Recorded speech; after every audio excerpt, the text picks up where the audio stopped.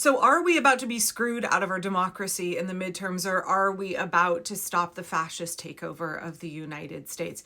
It feels like everything is barreling toward the November elections because so much is riding on it. I know a lot of people like to say like, oh, electoralism won't save us, voting won't save us, but you know what? If we don't vote, we sure as hell won't save ourselves. Voting is one component of successfully not only resisting fascism, but toppling an authoritarian regime. Now, I said in a video earlier this week that I think the tide is turning. I think that enough momentum is building, right? Is that snowballing effect where people are becoming more and more pissed off at the ways that Republicans are destroying our quality of life. Corruption is rampant, the way that they're misusing our tax dollars, making our lives harder on a daily basis in communities all across the country. Republicans, through their own unforced errors, the fact that fascism is oppressive, the fact that fascism is repressive, the fact that fascism makes things miserable for all of us, that's inevitable. So when Republicans decided to become fascists, they inevitably shot themselves in the foot when it comes to public support. And without the consent of the governed, those in power cannot stay in power. And Republicans know that. They know that they will not stay in power, that they will lose overwhelmingly in the midterms if we all show up and vote, right? Massive voter turnout is a really crucial component of this. But because they know that they're so incredibly unpopular and that their dear leader, their golden calf that they have glued their lips to, is so incredibly unpopular, and not just unpopular, but like a laughingstock, right? Donald Trump is a laughingstock, a con man, grifter, demented narcissist who absolutely humiliates himself on a daily basis, but he also pushes for political violence against his adversaries. He's also destroying the United States and weaponizing the Justice Department against the American people. Like, just because he's a laughingstock doesn't mean that he's not a really bad man doing really terrible things. This is not politics as usual. And so we can't pretend that like voting is if we feel like it or what have you. We need to be like Hungary and have 70-80% turnout in the midterms. We have to have huge turnout. We should be neither so cynical nor so jaded that we say voting doesn't matter and we don't bother to show up. We don't bother to look at all of the times elections have toppled dictators.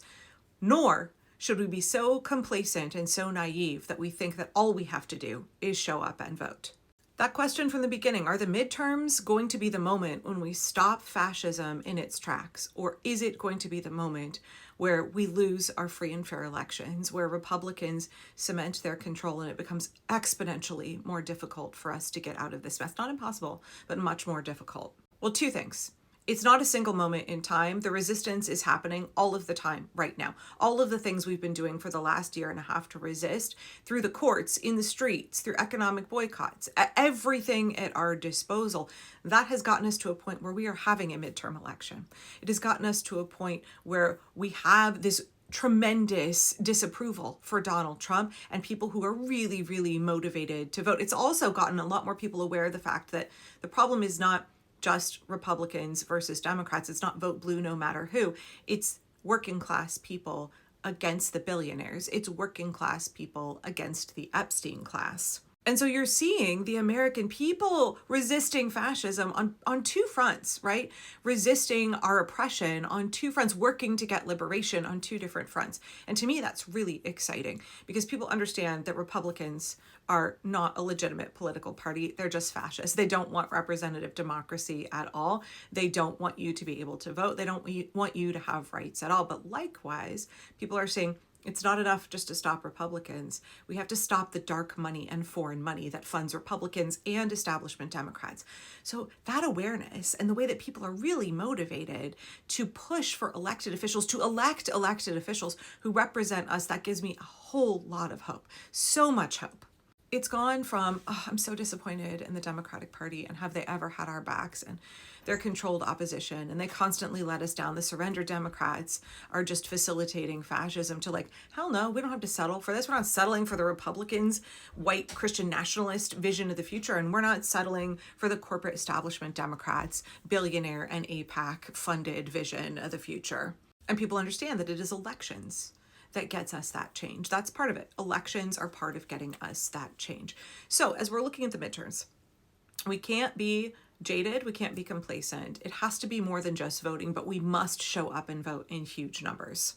But before Election Day, we have to defend our elections, and we have been all along the way. Folks like Mark Elias and Democracy Docket, so many attorneys general across the country, including my Attorney General, Dan Rayfield, have been defending democracy. Our secretaries of state, like Tobias Reed here in Oregon, have been defending our election integrity, our voter rolls. The resistance has been rolling and ongoing, and it is building momentum very rapidly now.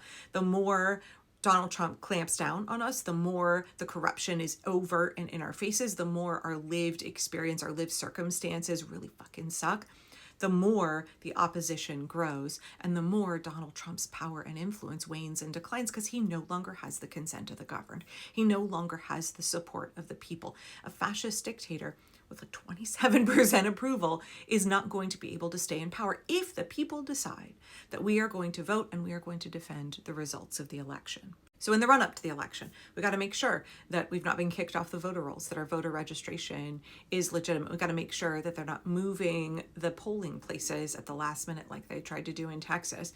We're making sure that our friends and neighbors and family members are all registered to vote. We're making sure that we are making informed choices at the polls, that we're educating ourselves and we're educating other people about the policies, platforms, and positions that candidates have.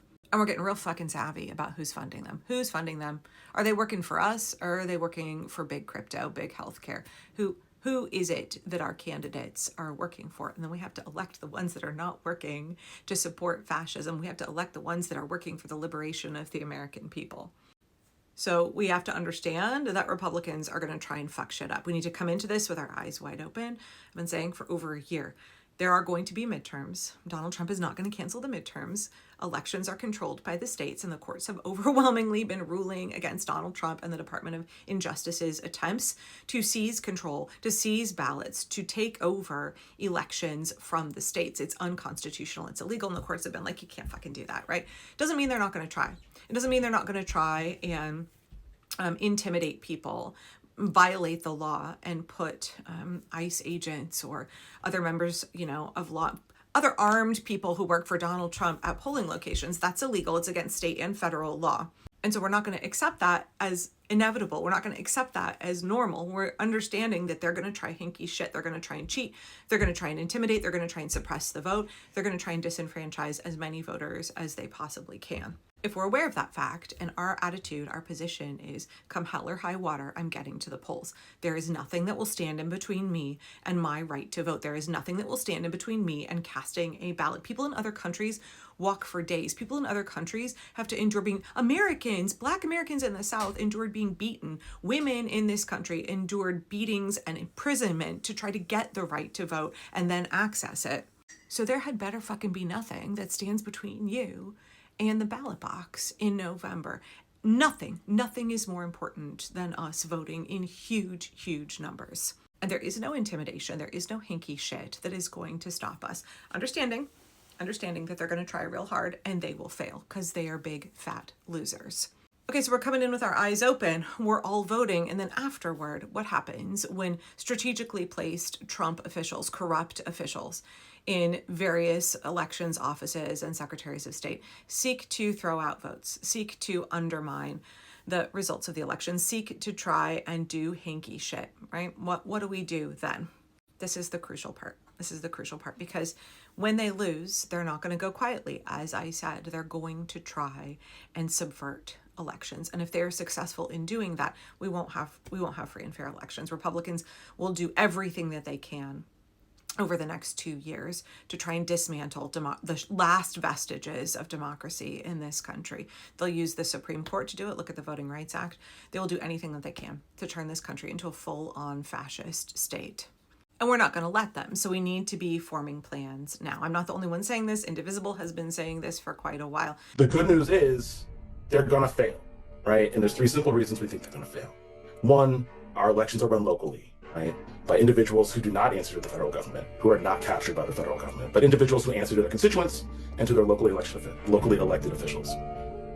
Second, and this is an important point, the president is wildly unpopular, and he is running out of time to effectively consolidate power across this decentralized system of elections, right? Their ability to execute this strategy is running out of time, and he is historically unpopular. It's going to make it difficult.